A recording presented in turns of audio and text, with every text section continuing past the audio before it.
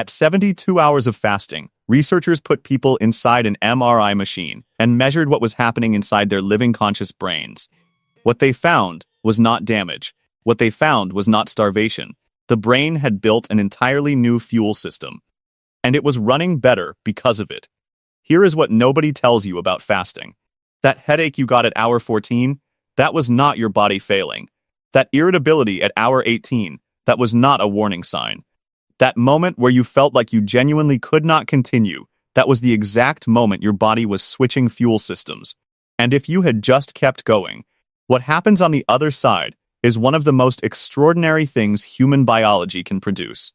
Stay with me, because what happens between hour 48 and 72 is genuinely remarkable. Drop a comment right now. Tell me what hour you are at. 12 hours. Hour 12 is where things start moving in a meaningful way. Insulin has dropped significantly, and glucagon has taken the wheel. Your liver is now ramping up glycogenolysis, the breakdown of stored glycogen, to keep blood glucose stable.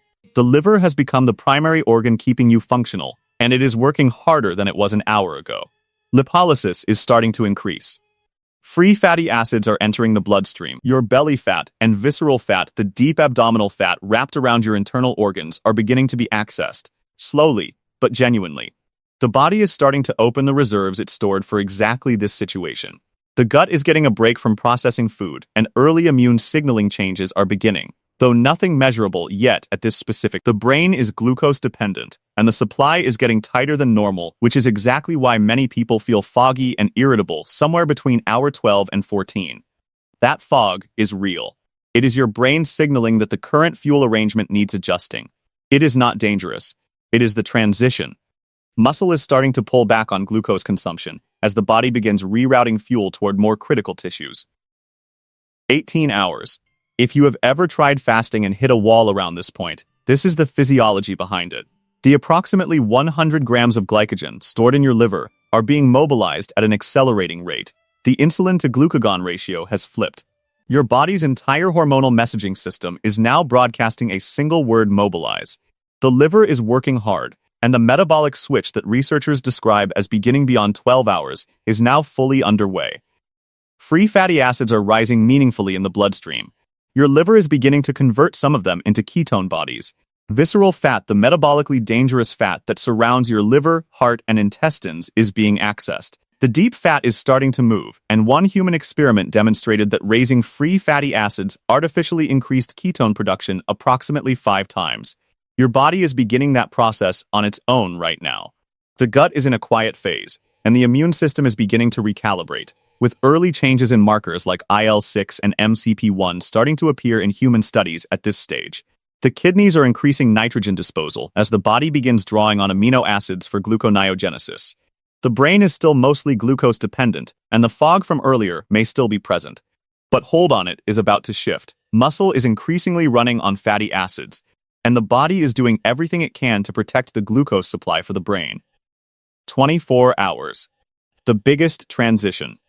By around 24 hours, human studies show that most of the liver's glycogen has been mobilized. The easy fuel is gone. The liver now has to manufacture glucose from scratch from amino acids, glycerol, and lactate in a process called gluconeogenesis. Here is how dramatic that shift is. After a single overnight fast, only 36% of glucose production comes from gluconeogenesis. Push past 24 hours, and that number begins climbing sharply toward the 78% measured in human tracer studies at 60 hours. The pivot starts right now. Insulin is genuinely low. Growth hormone is beginning to rise, sending a critical signal to protect lean muscle mass. Fat tissue is now a major fuel consumer. Visceral fat and subcutaneous belly fat are being broken down, and the fatty acids are flowing into the liver for conversion. The research is clear on this. Free fatty acid availability is a primary driver of ketone production, and the body is generating more of them by the hour. This is not incidental fat loss. This is the body running on the reserves it was designed to store for exactly this scenario. Human fasting studies at this stage show lower baseline inflammatory markers, including IL-6 and leptin, both linked to chronic low-grade inflammation. The kidneys are managing the excretion of approximately 10 grams of urinary nitrogen, a byproduct of the roughly 70 grams of amino acids mobilized in the first 24 hours, while also beginning to handle the mild acid load as ketones rise. The brain is preparing for a fuel transition. The fog from earlier hours is usually starting to lift around now, because ketones are becoming available. Muscle is conserving glucose actively, and the body is working hard to avoid using protein as fuel, because muscle breakdown is metabolically expensive, and the body knows it. 30 hours. Gluconeogenesis is now dominant. The liver has fully pivoted from breaking down glycogen to manufacturing glucose from raw materials, amino acids, glycerol, and lactate. The hormonal picture is clear. Insulin remains low, growth hormone is elevated, and the body's anabolic signaling has shifted entirely toward preservation and adaptation rather than growth and storage. Lipolysis is in full swing. Visceral fat, the fat most closely associated with cardiovascular disease, insulin resistance, and metabolic syndrome, is being actively broken down. The body preferentially accesses visceral fat because it is metabolically active and physically close to the liver for efficient processing. This is not just a cosmetic change. Sustained reduction in visceral fat is one of the most clinically meaningful things that can happen inside the human body. Research from 10-day human fasting studies shows the gut microbiome shifting towards strains that use host substrates rather than dietary fiber. An early signal of that shift is underway now. The kidneys are increasingly contributing to gluconeogenesis and managing ammoneogenesis, the process of producing ammonia to buffer the acid load from rising ketones. The brain is getting cleaner, more stable fuel as ketones continue rising, and many people report a genuine improvement in mental clarity around this phase, not because anything mystical is happening, but because ketones are a highly efficient fuel source for neural tissue. Muscle is running a mixed fuel engine, leaning further toward fatty acids and early ketone metabolism. 36 hours.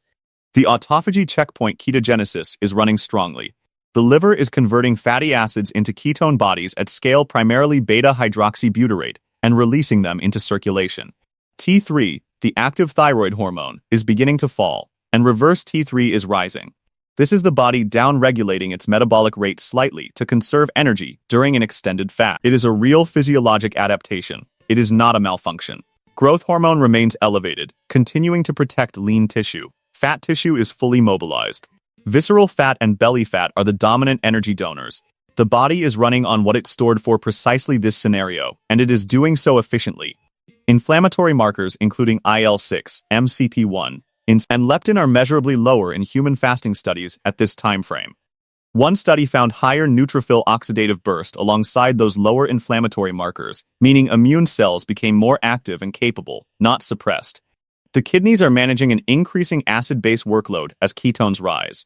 The brain has a stable, growing ketone supply, and many people report unusual cognitive clarity at this phase. Now the autophagy question. You have almost certainly seen videos claiming autophagy peaks at a specific hour. Here is what the best available human skeletal muscle biopsy data actually shows. At 36 hours, autophagy-related signaling changes were modest. The researchers themselves described the effects as limited. Fasting does trigger autophagy that is biologically plausible and supported by animal models. But the precise hour-by-hour human timetable that gets shared online is not settled science. Anyone giving you a confident autophagy clock is giving you speculation dressed as data. 42 hours. The liver is simultaneously running gluconeogenesis and ketogenesis at high capacity. Cortisol may be modestly elevated, which supports continued glucose production and helps the body manage the energetic demands of an extended fast. Growth hormone remains elevated, actively protecting lean tissue from breakdown.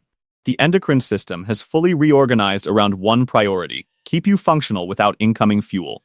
Visceral fat mobilization is ongoing and sustained. The body is drawing from the deep internal reserves continuously.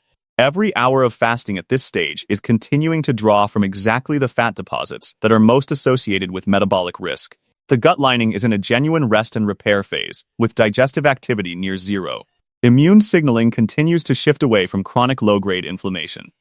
The kidneys, the most underappreciated organ in any fasting conversation, are doing significant background work, contributing to gluconeogenesis, buffering the acid load from ketones, managing ammoneogenesis, and handling nitrogen disposal, all simultaneously, all without any sensation you would notice. The brain is running an increasing share of its energy budget on ketones, and the sense of calm focus many people report on day 2 is not imagined, it is biochemistry. Muscle is intentionally reducing insulin-stimulated glucose uptake to reroute glucose toward tissues that cannot use ketone, like red blood cells. The muscle is adapting, not suffering. 48 hours. Human data. A landmark human tracer study measured glucose production at 60 hours of fasting, the same physiologic territory you are now entering. The result, 78% of all glucose production was coming from gluconeogenesis, with overall glucose output lower but remarkably stable. The liver has almost entirely pivoted. Insulin is at one of its lowest points. Leptin is falling, which, for many people at this stage, translates into noticeably reduced hunger. Not willpower. Hormones, free fatty acids are a sustained and primary fuel source. Visceral fat and belly fat are the body's main energy reserves right now. The proteomic research studies that measure thousands of proteins in human blood found that the clearest systemic multi-organ changes become measurably evident after approximately 3 days of complete caloric restriction. You are approaching that threshold. The changes are accumulating. The gut microbiome is reorganizing. In longer human fasting studies, the shift is measurable and meaningful. At 48 hours, early changes are underway toward microbial communities that help the body use its own substrates more efficiently. The kidneys are handling increasing urinary ketone excretion, acid buffering, and continued gluconeogenesis. Staying hydrated and maintaining electrolytes is particularly important at this stage. And then there is the brain. Researchers used magnetic resonance spectroscopy to detect ketone bodies directly inside living human brains during fasting. At approximately 48 hours, brain beta-hydroxybutyrate was measured at 0.6 millimoles per liter. Your brain has a new fuel source, and it is measurably using it. In the muscle, glucose levels are measurably lower than at 12 hours, glycogen is lower. And beta-hydroxybutyrate-related metabolites are rising sharply. The muscle has restructured its fuel economy entirely. 72 hours. The full picture. By 72 hours, hepatic ketogenesis is near maximum. Classic starvation physiology reviews place peak liver ketone production at approximately 3 days. You are there. Gluconeogenesis is the sole source of glucose output. The liver has been running a fasting program for 3 full days, manufacturing fuel from scratch, converting fat into ketones, and maintaining blood glucose stability without a single gram of dietary input. Insulin is at its lowest. Growth hormone is elevated. T3 is low. Reverse T3 is high. Leptin is low. Cortisol is modestly elevated. The entire endocrine system has reorganized around one objective: keep you alive, functional, and protected without food. A 2025 endocrine review of prolonged fasting summarized this hormonal state as diminished anabolic signaling paired with stress-resilient signaling. That is not deterioration. That is sophisticated biological management. Fat tissue has been the primary energy source for the past 48 hours. Visceral fat, subcutaneous fat, and belly fat have all been drawn upon continuously. And newer proteomic research measuring thousands of proteins across the body found that the clearest systemic multi-organ changes only become measurably evident in human blood after approximately 3 days of complete caloric restriction. You are at that threshold. The changes are not just local to one organ. They are systemic. The gut has had its longest. Gut permeability, microbial composition, and immune signaling have all been shifting throughout the fast. The most honest statement supported by current human evidence is that inflammatory markers are measurably lower and the microbiome has shifted meaningfully, but the specific 72-hour human gut and immune data is still less complete than what we have for the liver, brain, and muscle. What the evidence supports is that the gut and immune system are being meaningfully affected. What the evidence does not yet support is any precise claim about the magnitude or clinical significance of those changes at exactly this hour. The kidneys have been working continuously throughout this fast, buffering ketone-related acid, contributing to gluconeogenesis, managing nitrogen disposal, and maintaining electrolyte balance, all without a single symptom you would notice. In classic prolonged starvation studies conducted over weeks, the kidney eventually contributes approximately half of total glucose production. That finding belongs to weeks, not days. But at 72 hours, the kidney is meaningfully involved in the fasting fuel economy and doing essential work that makes everything else possible. Here is the data that stops most people. At 48 hours, brain beta-hydroxybutyrate was directly measured in human subjects at 0.6 millimoles per liter. At 72 hours again, directly measured using MR spectroscopy in living humans, it rose to 0.98 millimoles per liter. A separate study of 3.5-day fasting found that ketone influx into the brain increased more than 10 times above baseline, while blood-brain barrier glucose transport simultaneously increased by approximately 55%.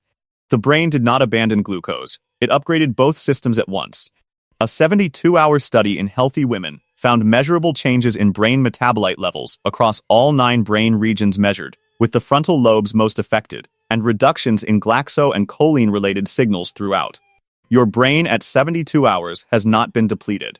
It has been reorganized. Direct human measurements at 72 hours compared to 12 hours show glucose in skeletal muscle approximately 25% lower, glycogen approximately 20% lower, and beta-hydroxybutyrate and beta-hydroxybutyryl carnitine, the ketone-related metabolites, roughly 15 to 20 times higher. Insulin-stimulated glucose uptake has the muscle at 72 hours is running almost entirely on fat-derived fuel, and it is doing so by deliberate design to protect the glucose supply for the brain and the glucose-dependent tissues that cannot switch fuels.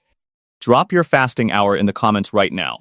And if this video gave you something real, share it with one person who needs to hear. Subscribe, because the next video covers what happens to your organs beyond 72 hours, days 5, 7, and the long-term adaptations.